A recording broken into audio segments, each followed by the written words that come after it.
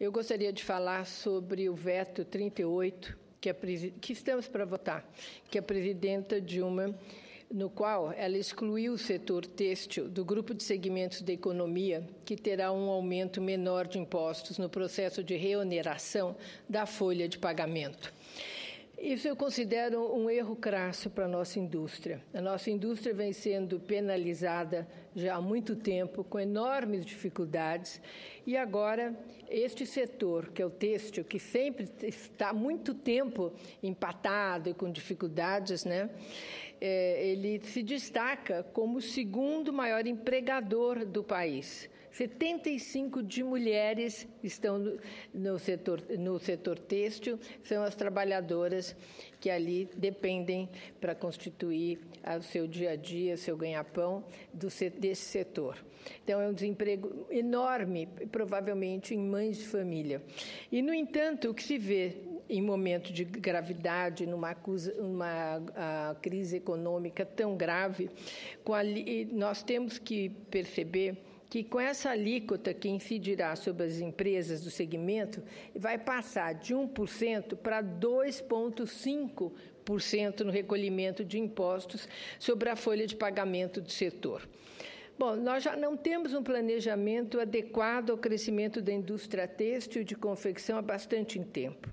Conjuntura negativa de uma série de erros, de desindustrialização em larga escala e dificuldade para competir com os produtos chineses e outros importados. Infelizmente, muitas famílias brasileiras estão pagando o preço desses desacertos e pagando com desemprego maciço. A Associação Brasileira de Indústria Têxtil, a ABIT, ela estima que, se mantivermos este veto da presidenta, serão 28 mil confecções no país que serão afetadas. E as demissões, que já estão previstas para 100 mil, vão ser muito mais graves e avassaladoras. Já estão na rua 24 mil trabalhadoras, frutos da crise que estamos vivendo. Bom, não é a hora de penalizar a indústria têxtil, milhares de trabalhadores, e pelos desarranjos do governo, a equivocada condução da economia e tudo mais que vem sendo noticiado. Ainda mais, e era esse o ponto que eu estou trazendo aqui, que eu tenho conversado com muitos empresários e tenho ficado assustada como alguns países estão... Antes nós fazíamos uma disputa fiscal entre estados. Não é mais assim. Hoje, eu nem chamo de disputa fiscal, mas é um lugar onde você pode não fechar suas portas, a sua indústria vai conseguir ter condição de sobrevivência com outros países. E o país que está mais atraindo hoje empresas brasileiras é o Paraguai, promovendo formalização da sua economia. Por exemplo, o regime Maquila, que visa um ambiente ideal de negócios, possui uma lei de adequação fiscal e de incentivos para o investimento privado, quer dizer, simplificação, barateamento de trâmites, tudo que aqui a gente não consegue fazer. Por meio desse regime, o nosso vizinho está atraindo investidores de todo tipo, mas principalmente brasileiros, para a produção de bens de serviço de exportação. Os dados do Banco Mundial apontam que o Paraguai recolhe uma das menores taxas de impostos da região, 10%. Se a gente comparar com o Brasil, 27%. Se a gente comparar com a Argentina, 35%. Venezuela, 34% e o Chile, 40%. Quer dizer, nós vemos que todas essas economias não estão favorecendo as indústrias nacionais. Agora, o maior incentivo fiscal do regime de Maquila é o tributo único. Vocês acreditam que o tributo é de 1% sobre o que foi agregado em território paraguaio? Isso sobre matéria-prima e insumos nacionais. 1% de imposto é na eletricidade, na água, na telefonia e na mão de obra. E, além disso, você pode, no Paraguai, importar matéria-prima com isenção de impostos de qualquer lugar do mundo. E vai haver o custo de uma importação de matéria-prima aqui para determinadas confecções brasileiras e determinados insumos que a indústria têxtil hoje, exatamente porque está degringolando há tanto tempo, hoje tem que importar. Eventualmente, para reexportar o produto, isso no Paraguai, você não paga nada para matéria-prima. Tem 1% que é a taxação que eu já mencionei. E depois você pode enviar com um imposto de 1%, é o que você paga lá como taxa, e aí pode vir para o Brasil através do Mercosul, é taxação zero. Quer dizer, aí você vê o empresariado que eu tenho conversado, tem dito, mas no Brasil é 30% a mais o meu custo. Não dá. Eu estou indo para lá.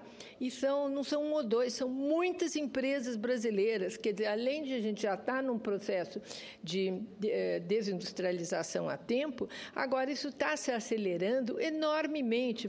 Vai ser muito tempo para recuperar tudo isso.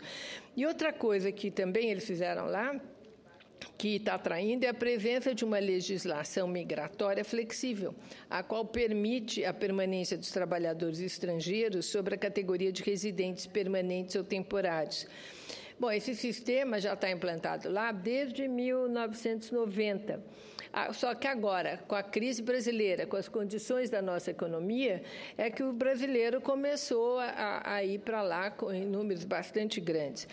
O fato é que nós não podemos considerar que esse fluxo seja algo natural, que as nossas indústrias estejam fadadas a produzirem produtos made in Paraguai, né?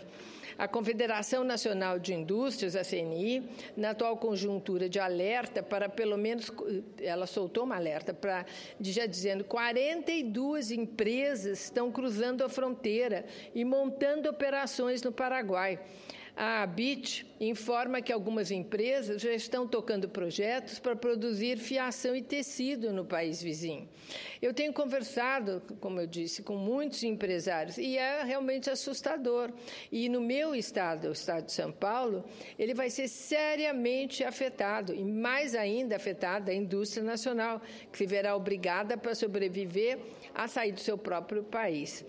À vista de tudo isso, não é nada compreensível o entendimento expresso nas razões do veto, porque aí você vai tentar entender por que foi vetado. E está assim, são prejuízos sociais. E eu me pergunto, qual prejuízo maior do que a população, o trabalhador está perdendo emprego? Existe prejuízo maior, senadora Lúcia Vânia?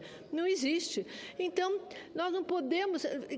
A situação, aquela desoneração já foi feita para uma situação difícil. Aí resolvem desonerar alguns. A indústria têxtil, que é das mais importantes, não foi contemplada como os outros. Vai ter uma pequena... vai ser diferente. E é uma indústria, não só onde nós empregamos muitas mulheres, mas é uma indústria que eu acho muito interessante para a mulher, no sentido que existem também as possibilidades de trabalho sem ser numa fábrica. É algo que muitas vezes interessa a família. E fora que interessa a indústria nacional, onde nós já tivemos expoentes de tecidos maravilhosos e temos, em várias áreas, confecções que competem com o mundo todo. Agora, o que ocorre é que é uma série de custos que a indústria tem de suportar para fabricar os seus produtos no Brasil. E esse setor... hoje, ele está beneficiado com a desoneração, que não tem que ser para a vida inteira. A desoneração foi feita num determinado momento. Ela pode durar um outro momento, mas não é agora. Uma hora dificílima para todos, com crédito dificílimo, né? Não é esse momento. E também com o desemprego que essas pessoas brasileiras vão sofrer, o emprego vai ser no Paraguai, não vai ser aqui. Então, tudo isso, o custo Brasil só corrobora que essa situação é muito lesiva para o Brasil. E no vulnerável cenário econômico em que nós estamos vivendo, nós não podemos permitir que esse setor seja outro que vai pagar o pato e, consequentemente, ele tenha uma diminuição ainda maior na sua produção, no seu nível de emprego e se veja escorraçado do Brasil. Era isso que eu tinha a dizer, senhor presidente.